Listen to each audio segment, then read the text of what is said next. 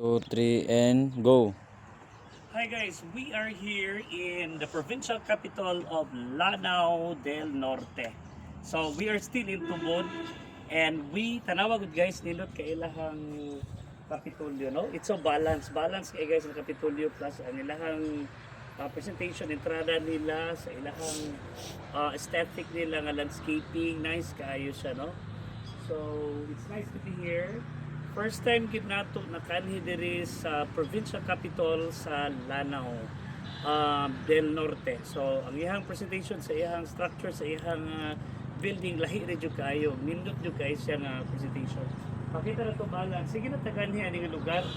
Dayon first time pa gid nato nakatapak diri. So praise God kay nakanhita og atuag yung na-cover unsa gyud ang nindot sa matag lugar kay dugay na ta siglabay-labay aning kalibutan na aning lugar pero wala gid ta kakuha sa sakto gid, no, sa kada nindot kakuha detail sa kada lugar ato natuan. So today nakahapta from one municipality to another o nakita gid nato unsa kanindot gay ang lugar. So wala pa ta ka ang uban nakadto na sa laing lugar pero wala pa kanhin ini mga lugar nga nindot kaayo. So look at the provincial capital.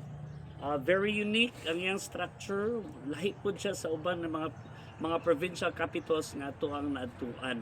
So truly amazing and it's really worth it to be here to spend a day to tour the four provinces. No, we have Zamboanga del Sur, Zamboanga, Lanao del Sur, Lanao del Norte, and balik ta dito sa ato ang sa Misamis Occidental, then Lanao, Zamboanga del Sur. So thank you so much guys. Una pa, tuyok pa ta. Come on.